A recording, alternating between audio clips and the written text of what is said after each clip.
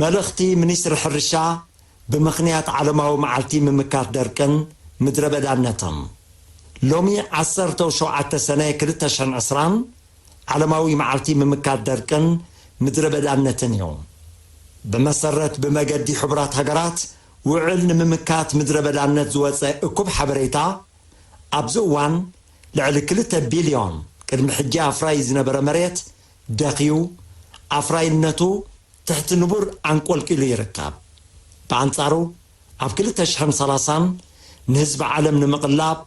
كابز حج زلو توسخي 300 مليون هكتار كدليو بزدما هزب عالم افراينت مريت نخعبي اجباب النبابرو كغير بفلاي دما نمريت زعابي كفالو لمسرتاوي قربات مالت مغبسب مغب انسسا كمون لبسي برتعاوي اجباب نمملا دامبر اب جيص اجيص زتكورو نربحا وسنات طراياب زغلغلو معلاتات كم زي يغلغلو مغبار مرጫ زي كونه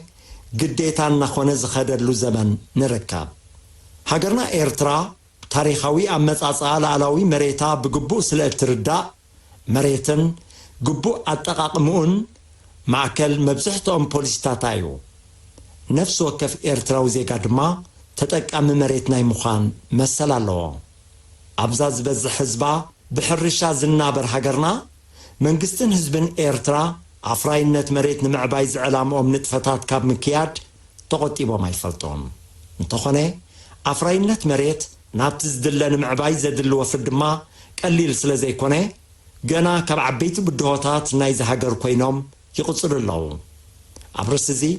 ባህርያዊ አቀማምጣን ክሊማን ሰፊሕ ከባቢታት ሃገርናውን ንእኹልን ውሕስን ዝናብ ዝተዓደለ ስለ ዘይኮነ ካብ ስጋኣታት ደርቅን ምድረ በዳነትን ዝተላቐቀ ይኮናን ዝኹሉ ሓቅታት ኣብ ግምት ብምእታው ድማ መንግስቲ ኤርትራ ኣብዚ ዝሓለፈ 30 ዓመታት ዝደኸየ መሬት ናብ ንቡር ንምምላሱን ዝያዳ ኣፍራይ ንምግባሩን ኣብ ንጡፍ ግብራዊ ዕዮታት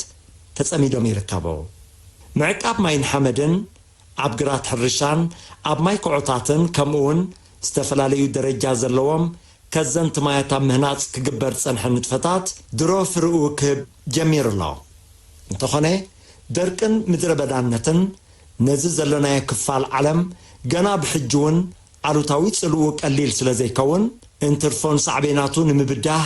بحيال نهري معياي قال امرات يلبون بزدما قال كابتوم كيف باتخنا بغد صالي كنسرحلهم زقبع عودتات ازوم صعبيهم افراينت مريت زدنفعو حزباو سرت زلوهم كلن تناوي نطفتات مكيات ካብ ዝኾነ ምንጭ ዝርከብ ማይ ብግቡእ ዓቂብካን ከዚንካን ኣብ ማዓላ ሕርሻ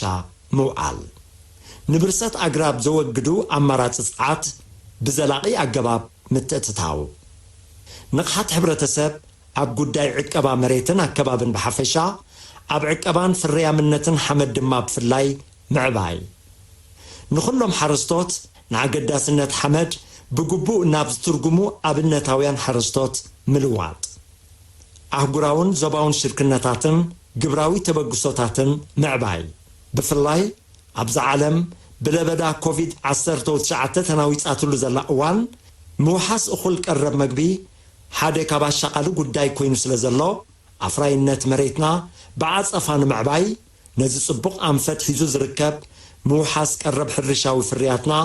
ብዝለዓለ ክንደፍኣሉ እዋናዊ ተልእኾና እዩ ሚኒስትር ሕርሻ 17 سنة كلتشحن عسران أسمرا